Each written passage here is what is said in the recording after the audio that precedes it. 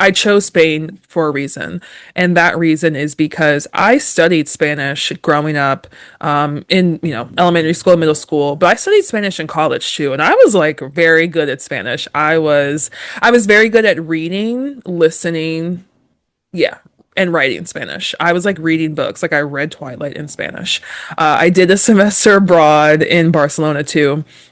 And I think my biggest regret about that time period is that I never achieved fluency because I was just so nervous about how I sounded. I, again, like I could read, I could listen, I could write, but I never really got that high level of fluency. Now, this was over 10 years ago, so I unfortunately, I don't want to say I've forgotten a lot of it, but I have. I think a lot of the language is still in my head. I know a lot of language is still in my head, but there is a lot I've forgotten. So I am really nervous about that part, but I almost feel like this is like a second chance for me to be able to go and learn this language that is beautiful and I fell in love with as a young girl and have always wanted to be able to speak on my own. So, yeah, I feel like this is like a big goal. I chose Spain for this reason because I want to practice my Spanish and it's like a huge goal of mine. I don't know if I will be in Spain forever. I don't feel like Spain is like the last country I will try and live in, but just because it's such a big world.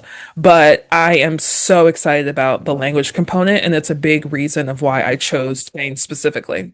So because I have studied learning a second language, teaching a second language, I do know that a big hurdle to speaking a language is just not wanting to sound like a toddler. Like that's why a lot of adults don't learn languages. It's because of the fear of messing up, of sounding stupid. And I had all of these fears, especially when I was in college, 18 to 22, I think was probably my most insecure self. Just because it's like, those years almost feel like adult puberty. But I was so nervous and just so insecure about sounding dumb and like just messing up words, messing up conjugations. I was nervous about people not being able to understand me, things like that. No, I'm still nervous, but I definitely, now that I'm in my 30s, I have done so much work to figure out why the fear of failure holds me back from things because that's what it is. It's the fear of failure. And in my work to uncover that and to figure that out, I am like now in the space where I'm like, I want to fail in front of people. I want to fall on my face. I want to try so many new things that I fail at them because that's the only way. I mean, you fail at things when you try them for the first time, or I don't want to say like, and it's not a failure. It's like you will mess up things when you try them for the first time. So now that I'm older, I'm actually I hope I think I've tricked my brain to the point where I'm like, no, I'm gonna go there and I'm gonna sound like someone who just started speaking the language. Like that is what I am. I'm gonna sound like a toddler because I just started speaking this language.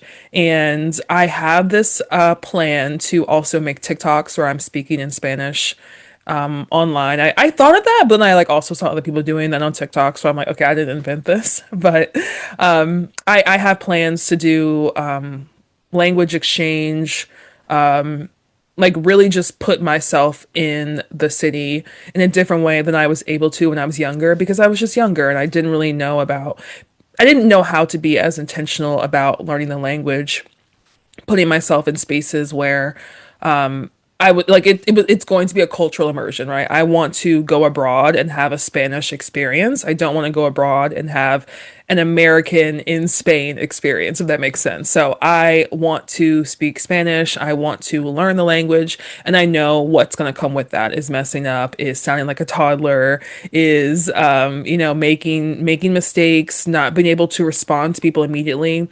Really going to have to slow down.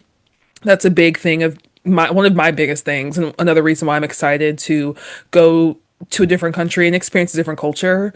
I am very sped up. I'm very quick. I do not enjoy that pace, right? Like, so I'm not that way, but the culture and the work environment that I've been in over the last few years have like really, really sped me up. And I've enjoyed so much slowing down and not feeling like I need to give people immediate responses or be on call or handle things when people ask me to, as soon as they ask me to do things like that.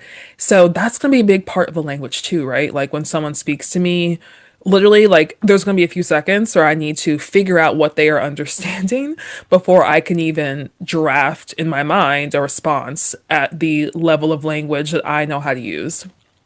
So I know it's going to be a lot of slowing down, and it's going to feel different. It's going to feel uncomfortable, but I'm excited about that because that's where we grow. And that's where, when we put ourselves in these uncomfortable places, that's where the most growth happens. That's where the most uncovering and learning about ourselves happens too. So I'm talking to this video, but I'm also like talking to myself, like getting myself in that headspace of what's to come with learning the language.